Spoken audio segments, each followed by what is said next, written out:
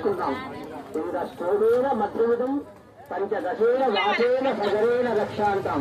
అంటే దీనికి రక్ష కట్టుకున్నందుకు న్యాయం చేసి సాయివారికి సేవ చేసుకొని ఆయన యొక్క ఫలితం పొందేందుకు మనకు సంతానం, ఐశ్వర్యము, ధాన్యం, విద్య, పుణ్యవాదాన్ని పెళ్లి అన్ని ప్రత్యేకతగా సమర్పయాలి.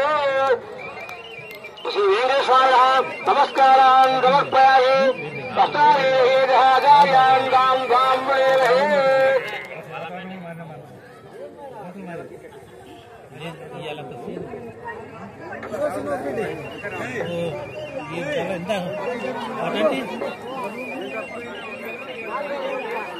మీరు ఇటు వెనకేసుకోండి.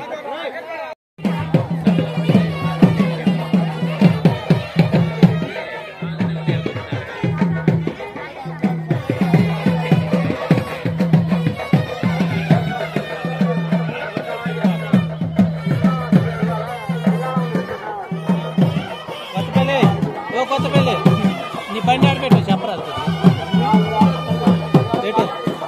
నెంబర్ అంతా నెంబర్ ప్లేట్ ఆయన వేడుకుంటే వచ్చి స్వామివారి భక్తి పోయి చూపించాలి వెళ్ళాడు. అంటే ఆయన యొక్క భక్తి కొరకే ఇలాగే మనం కూడా మలయాళం కూడా ఇంతమంది వచ్చినాం. మనం కూడా అందరినీ స్వామిని భక్తులు కావాలి అని నా కోరిక. అంతేకాని ఇవన్నీ సాయివారికి పంపిస్తాము 2 నిమిషాలు మనం గుర్తాయిస్తూ ఆయన యొక్క ఆశిస్తులు మనకు ఉంటాయి. ఎప్పుడైనా గుర్తించుకోండి. ఇవన్నీ మారిన మస్తు మాట్లాడారు, ఇంటి పక్క బయట మాట్లాడతాం. కానీ స్వామివారి యొక్క వంశాలు అంటే మన దగ్గర రోగాలు కూడా నశించిపోతాయి. ఎప్పుడైనా గుర్తించుకోండి. ఆ శ్రీమన్నారాయణుడే గొప్పవాడు. శంకరుడు పరమ భాగవతోత్తముడు. శంకరుడు అంటే తెలుసు కదా, ఆ శంకర భగవానుడు స్వామివారికి పరమ భాగవతోత్తముడు. బ్రహ్మదేవుడు కూడా నాట్యం వాడు. శ్రీమన్నారాయణ కలుసుకుంటే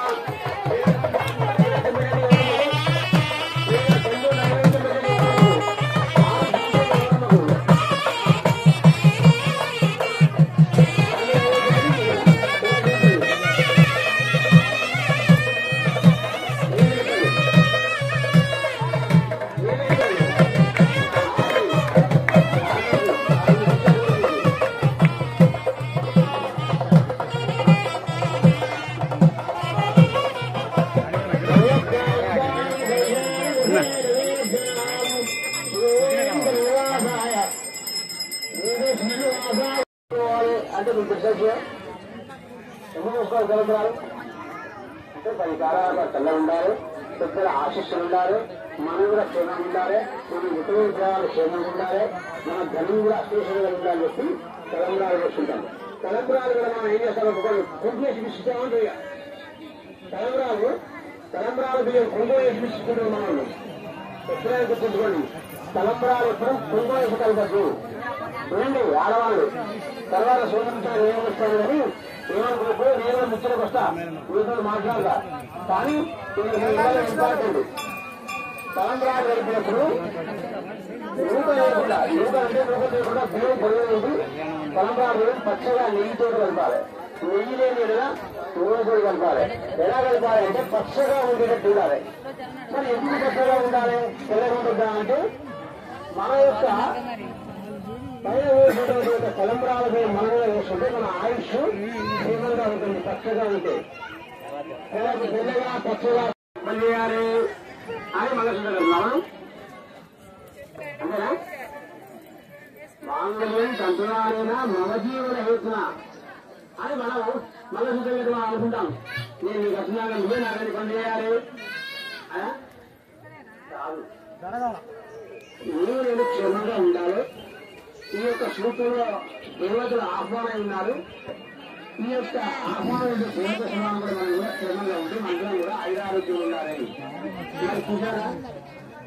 మనం కూడా నా జీవితాలు పని చేయాలి మనం ఎట్లా సంబోధించుకుంటాము. కానీ స్వామివారి వివాహం చేశారు. ఇప్పుడు ఏమన్నారు సార్, మాంగళ్యం కంకణాలైన లోకరక్షణ హేతునా కంటే భద్రాన్ని విభగే సంజీవ సరదాంతరం అంటే మనము అమ్మాయి ఏమంటారు మాంగళ్య విభాగం చేస్తుంటే మన కొడుకు చేసుకోవట్లేదు. అదే మగా పద్మావతి లక్ష్మీదేవి ముందే పెళ్లి చేసుకునే కొరకు మనందరూ 33 జీవరాశి మనం చేసుకుంటున్నాం.